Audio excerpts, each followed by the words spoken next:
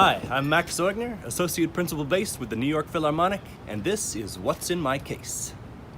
So today I'm going to take you through the gear that's in my case and what I use as a double bassist with the New York Philharmonic.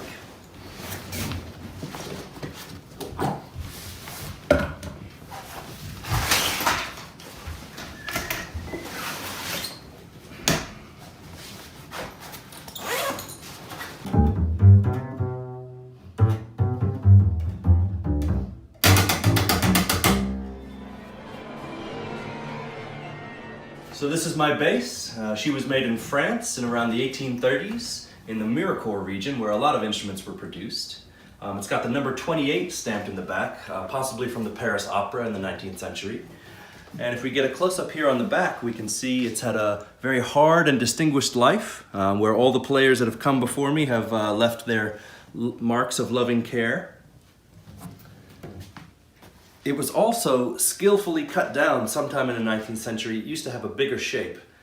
With these shoulders cut down, it's a little bit easier to play up high. So the strings that I've got on my French bass today are actually Parastro Perpetuals, which are a new string. And as you see, they have a nice ringing sound for pizzicatos. They're predominantly a jazz string. This is my backup double bass, of course, with the coronavirus. My good Italian bass is still in the locker at the New York Philharmonic. These strings have a bright and clear sound that's very good for pizzicato, but it's not necessarily the most beautiful sound with the bow.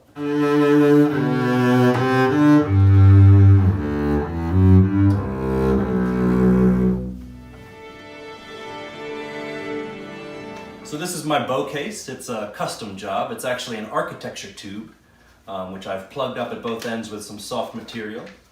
And inside it I keep what is very important to orchestral double bassists, the rosin. The rosin allows us to grab the string and make good articulations with the bow. I use exclusively Pops rosin, and sometimes, for extra grip, Kolstein rosin. So inside is my bow.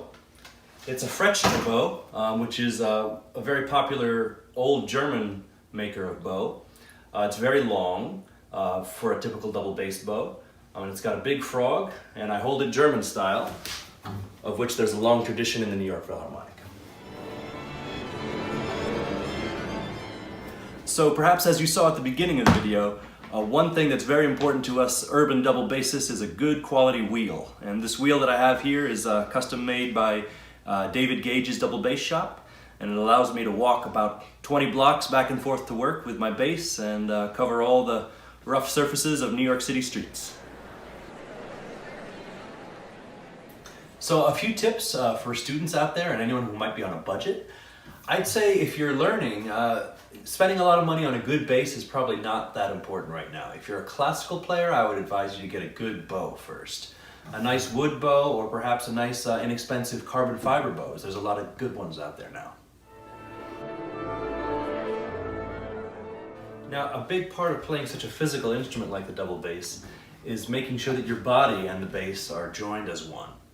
And one thing that I like to envision is to imagine that your entire body has a liquid energy flowing through it, and you don't want any sharp angles cutting off the energy of that liquid. You want gentle curves to help it flow.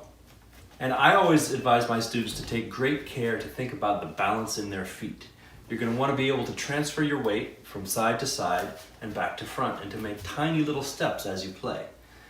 Ideally, you should be able to have the bass and you positioned as one so that you don't need to hold it.